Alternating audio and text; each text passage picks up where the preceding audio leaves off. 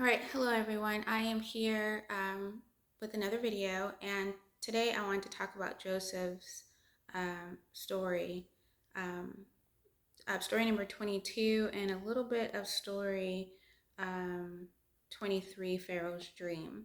And I'm still in the book of My Book of Bible Stories by Jehovah's Witness, and I'm going over these stories because I feel like these stories are inappropriate for children. Um, the Bible has a lot of complex and painful and um, hard to understand, especially for a young child. But it doesn't mean that each story needs to be told um, as a moral lesson for a child. And I feel like these stories are told way too soon out of these books and in this Bible story book, and that they also um, really could have wrote it differently, and then certain things just didn't need to be told at all. And Joseph's story, I mean, the third paragraph, you're being introduced to um, essay, right? Misconduct, and then false accusations, and then being imprisoned because of false accusations. That's a very complicated story of someone being harassed, essay harassed by a person in power, and then because of the person in power's lies, then they go to prison for years, and their reputation is sullied because of someone's lie. And then in story number 23, they're saying that at the end, the very last paragraph, again, it's only 1, 2, 3, 4, 5, 6, 7. Oh, there's actually 9 paragraphs in this one. And the last paragraph is Joseph remembers that when he was a boy, he dreamed about his brothers coming to bow down to him. Do you remember reading about that? So Joseph came to see that it is God who has sent him down to Egypt, and for a good reason. So this paragraph is saying all that Joseph went through prior. He's a faithful servant of God. He's done everything he's supposed to. And so him being sold by his brothers, and then he's a slave, and then he is harassed. And I'll read the harassment part um, of what Potiphar's wife actually put him through. And that is in Genesis 39, 1 through 3. But first, I'll read how they worded it in the Bible storybook. So Joseph grows up to be a very good-looking man, and Potiphar's wife wants him to lie down with her. But Joseph knows this is wrong, and he won't do it. Potiphar's wife is very angry. So when her husband comes home, she lies to him and says, "That bad Joseph tried to lie down with me." Potiphar believes his wife and is very angry with Joseph, so he has him thrown into prison. Then when you go to Genesis,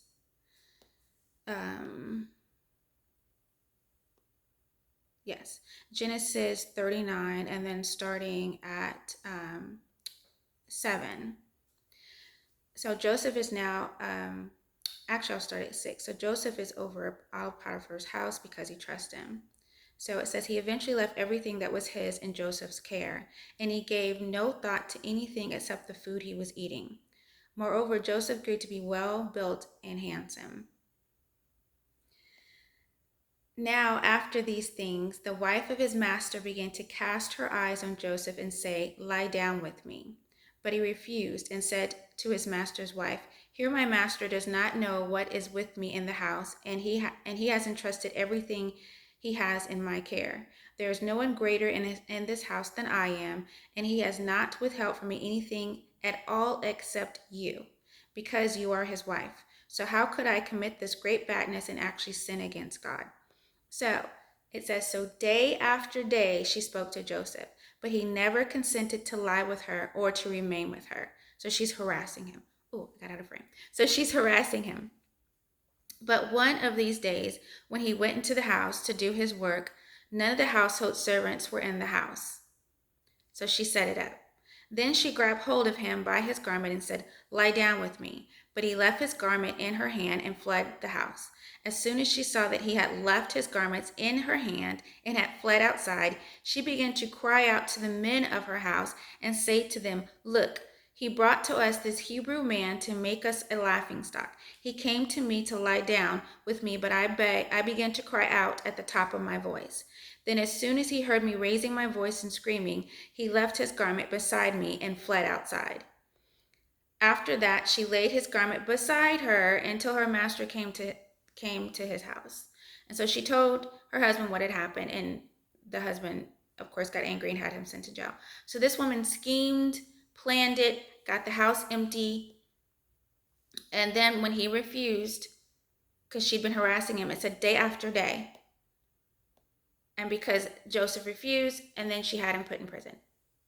So again, I feel like this is inappropriate because it does have, it's cited as scriptures to read to go along with the Bible story that you're going to sit and read this story to your children. So my thing is why even introduce improper essay conduct and false accusations and lies when it's trying to stress that Joseph had God's blessings, right? And that it was also God's plan because, like I said, the story of 23 at the very last paragraph, after Joseph interprets all Pharaoh's dreams and he's pleased with them and he puts Joseph over everything, it says, Joseph remembers that when he was a boy, he dreamed about his brothers coming to bow down to him. So Joseph can see that it is God who has sent him down to Egypt, and for a good reason.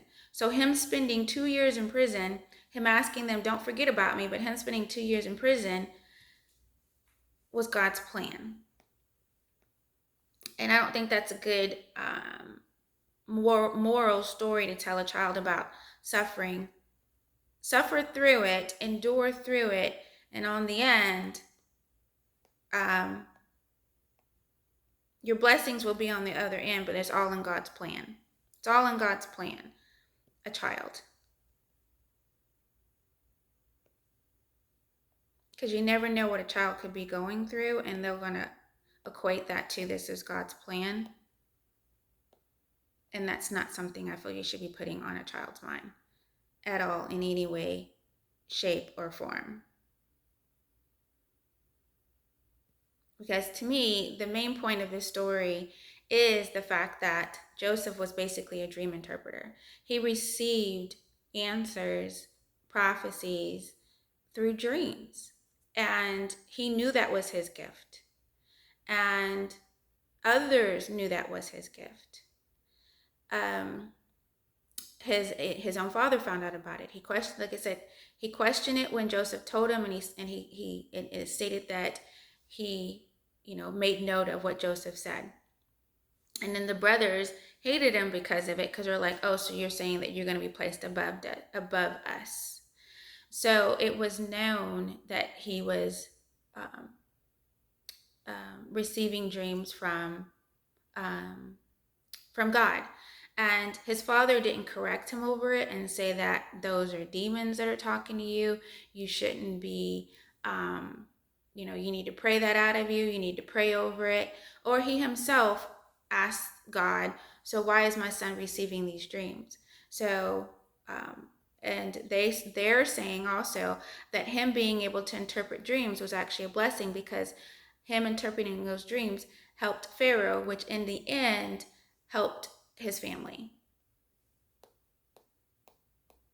But as we know, witnesses at some point actually say that we should not believe that we receive any answers from God at all in any way, shape, or form, other than the book, the Bible that they've given us, and other than the literature that the governing body says that they receive the information from Jehovah themselves when he tells, they're saying that they're told what to tell us. So how are they receiving the information? That's all I'm going to say about that. So again, I'll be back with another video.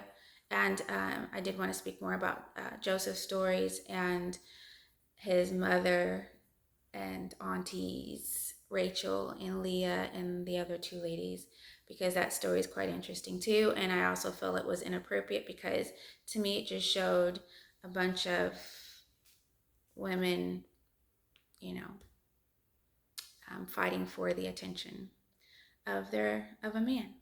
But that's another story. But thank you for listening. It's 10 minutes. So I'm going to stop this video and I will talk to you guys later.